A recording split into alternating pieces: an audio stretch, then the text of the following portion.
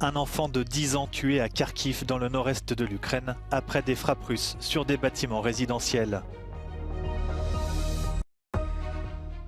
Joe Biden poursuit la construction du mur anti-migrants de Donald Trump à la frontière avec le Mexique, faute d'accord avec le Congrès.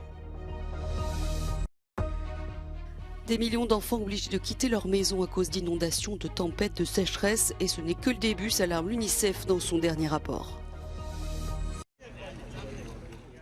Des bâtiments résidentiels de Kharkiv dans le nord-est de l'Ukraine, ciblés par des frappes russes.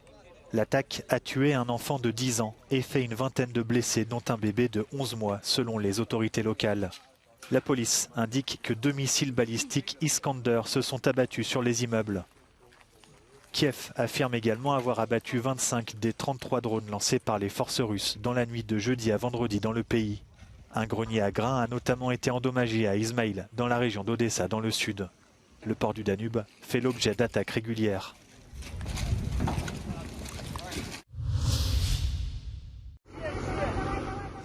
« 51 personnes, dont un enfant, ont été tuées jeudi par une frappe russe dans la région de Kharkiv, dans l'est de l'Ukraine, en marge des funérailles d'un soldat ukrainien.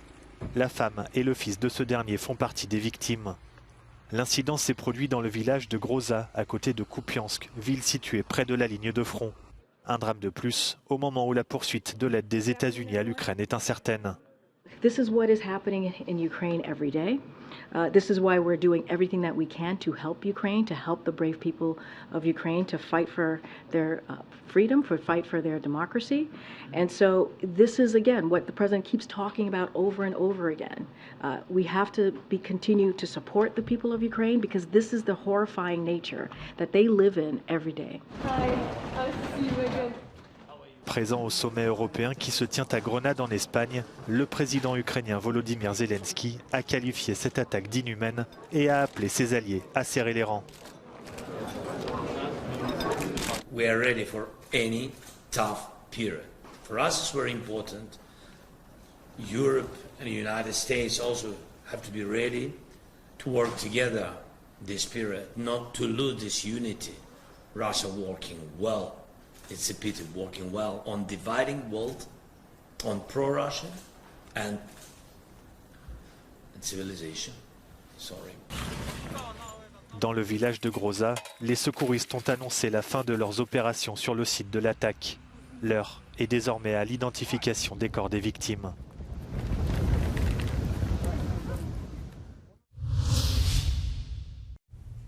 Vladimir Poutine s'est exprimé ce jeudi au sujet de l'enquête sur le crash de l'avion d'Evgeny Prigojine.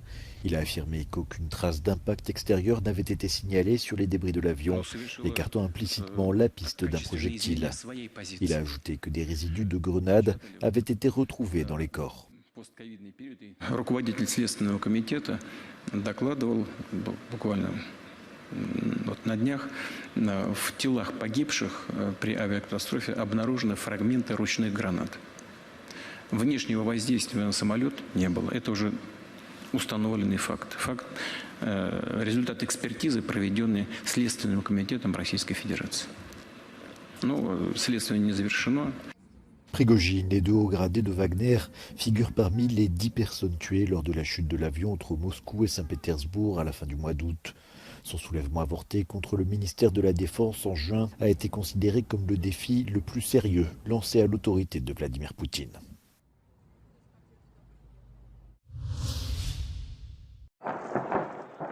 L'armée syrienne a bombardé jeudi la province d'Idlib, au nord-ouest du pays. Cette enclave de 4 millions d'habitants est sous contrôle turc. Plusieurs groupes rebelles djihadistes y sont présents. Selon l'Observatoire syrien des droits de l'homme, les attaques ont fait 8 morts et 30 blessés. Cette intervention de l'aviation apparaît comme une riposte à un attentat contre l'armée plus tôt dans la journée à Homs. Une cérémonie de promotion d'officiers a été la cible de drones chargés d'explosifs. Le gouvernement de Damas annonce un bilan de 80 morts, dont des femmes et des enfants. L'Observatoire syrien des droits de l'homme estime, lui, que 112 personnes ont été tuées et qu'il y a plus de 120 blessés. Cette attaque n'a pas été revendiquée. Une nouvelle approche pour rejoindre l'Union européenne. C'est l'appel du Premier ministre albanais. Edi Rama souligne que son pays est fatigué par ce long processus nécessaire pour rejoindre le projet européen. We should be realistic and we should not look at the finger while the finger shows the moon and believe that this Europe of 27 that is having a lot of trouble to have a compact decision making, to have a strategic thinking and planning, can be enlarged with 33 or 35 or 37 soon. So instead of the nothing or all, for us, the non-EU members, new approach should be found, and new alternatives should be considered. Edi Rama a tenu ses propos jeudi à Grenade lors du sommet de la communauté politique européenne. La rencontre a rassemblé une quarantaine de dirigeants venus de l'ensemble du continent pour évoquer différents dossiers, dont celui de l'élargissement de l'Union. La voix du responsable albanais n'est pas isolée au sein des Balkans occidentaux. Plusieurs pays de la région frappent à la porte des 27 depuis de nombreuses années. Pour le président serbe, un changement est nécessaire. It doesn't matter what, because there were some, during different conversations, there were some new ideas. Whether we can get first green lanes, then economic market, unique economic market, whatever it is, we need to move. We need to move ourselves, otherwise we'll feel bigger fatigue than within European member states. 8 pays, dont l'Albanie, la Serbie et l'Ukraine, sont candidats à l'adhésion. Le président du Conseil européen souhaite fixer 2030 comme objectif pour un nouvel élargissement. Le calendrier est ambitieux et la question divise les 27. De plus, pour y parvenir, cela nécessitera une réforme des institutions européennes.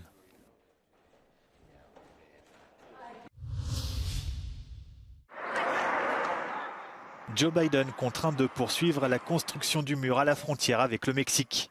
Le président américain a déclaré qu'il avait échoué à convaincre le Congrès d'en interrompre le financement. Ce mur, destiné à bloquer l'arrivée de migrants mexicains aux États-Unis, était sorti du sol sous la présidence de Donald Trump, qui s'est réjoui de cette annonce. Joe Biden, lui, est accusé de volte-face.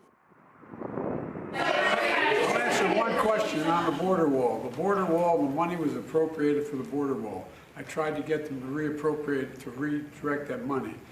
They didn't, they wouldn't. And in the meantime, there's nothing under the law other than they have to use the money for what it was appropriated.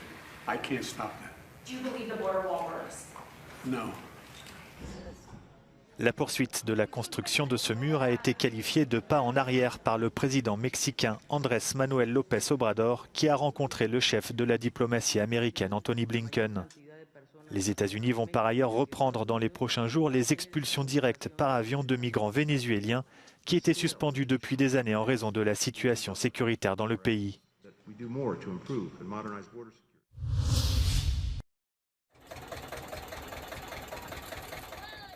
Des dizaines de millions d'enfants et leurs parents sont forcés de quitter leur foyer à cause d'inondations, de sécheresse, et ce n'est que le début, alerte l'UNICEF. Résumant les statistiques recueillies depuis 2017, le dernier rapport de l'UNICEF affirme qu'au total, 43,1 millions de déplacements d'enfants ont eu lieu au cours des 6 dernières années en raison de catastrophes climatiques. L'UNICEF souligne que si le lien entre le changement climatique et les déplacements est complexe, il est plus clair que jamais que le climat modifie les schémas de déplacement. Les tempêtes et les inondations sont les 2 principaux facteurs météorologiques de déplacement des enfants. Le nombre, la fréquence et l'intensité de ces catastrophes ont augmenté récemment et ce processus est lié au changement climatique. Dans un avenir prévisible, les choses vont empirer selon l'UNICEF au cours des 30 prochaines années. Les inondations fluviales à elles seules pourraient entraîner le déplacement de 96 millions d'enfants.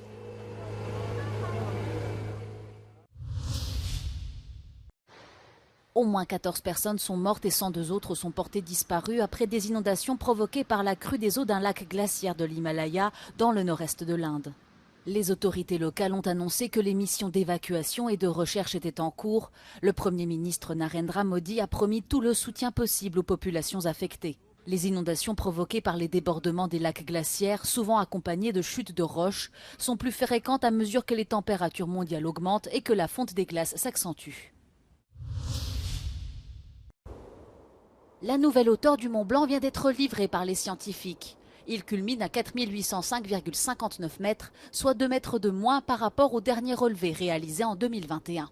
Selon les experts présents, le plus haut sommet de l'Europe occidentale, mesuré à 4792 mètres au niveau rocheux, a toujours connu des variations sur la mesure de sa calotte glaciaire. Cette perte de 2 mètres n'est donc pas assez significative pour l'attribuer au changement climatique. Outre la mesure de l'altitude du Mont Blanc, les scientifiques ont également modélisé sa calotte glaciaire, ce qui permettra de savoir comment elle évolue au fil du temps et si sa masse diminue. Le passé nazi d'un membre de la famille royale néerlandaise ressurgit. Un historien a trouvé une carte d'adhésion au NSDAP, la formation d'Adolf Hitler, dans les affaires personnelles du prince Bernhard. C'était le grand-père de l'actuel roi néerlandais Willem-Alexander.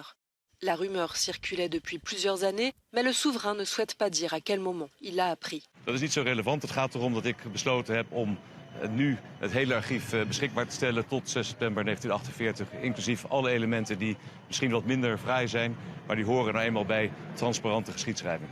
Le prince Bernhard est mort en 2004 et a toujours juré ne pas avoir été membre du parti nazi. C'est ce qui interpelle certains citoyens. Ik zal ik zeggen, ja, het is eigenlijk alweer zo oud en ik begrijp dat het mensen aangrijpt, maar het is geweest en laat het lekker rusten. Het is natuurlijk heel apart, vooral voor een heel groot volk. En dan weet u wel welk volk daarmee bedoeld wordt. Ik had dat nooit verwacht, dus nee, dat doet zeer. Une partie du Parlement néerlandais exige l'ouverture d'une enquête autour du passé nazi du prince Bernhard, mais le Premier ministre démissionnaire Mark Rutte n'y est pas favorable.